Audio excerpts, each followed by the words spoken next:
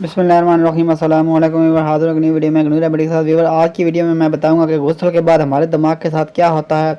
Viewer, ये जानकर आप भी हैरान रह जाएंगे। व्यूवर, रेमेडी बयान करने से पहले मेरी आपसे दरख्वास्त है कि अगर आप हमारे चैनल पर नए हैं तो हमारे चैनल को सब्सक्राइब कर दीजिए और साथ लगे बेल आइकन को प्रेस कर दीजिए ताकि हमारे आने वाली तमाम वीडियोज़ आप तक बर वक्त पहुँच सके। आपका बहुत बहुत शुक्रिया। अगर आप दिन भर के थके हुए ज़हनी तनाव का शिकार हों और किसी मसले का हल सोचना चाह रहे हों लेकिन इसमें नाकाम हों, तो ऐसी क्या शय हो सकती है जो आपके दिमाग को हल्का फुल्का करके ताज़ा दम कर दे, जिससे आप नए सिरे से मंतकी अंदाज से सोचने के काबिल हो जाएं।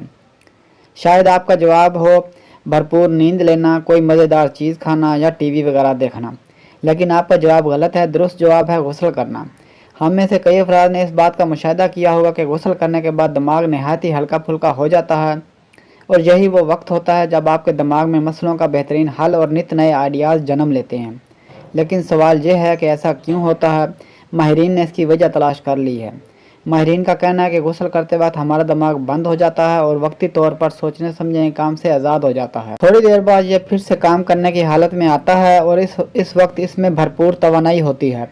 माहिरीन के मुताबिक ये वो वक्त होता है जब दिमाग को किसी काम पर लगाने के लिए मजबूर नहीं करना पड़ता।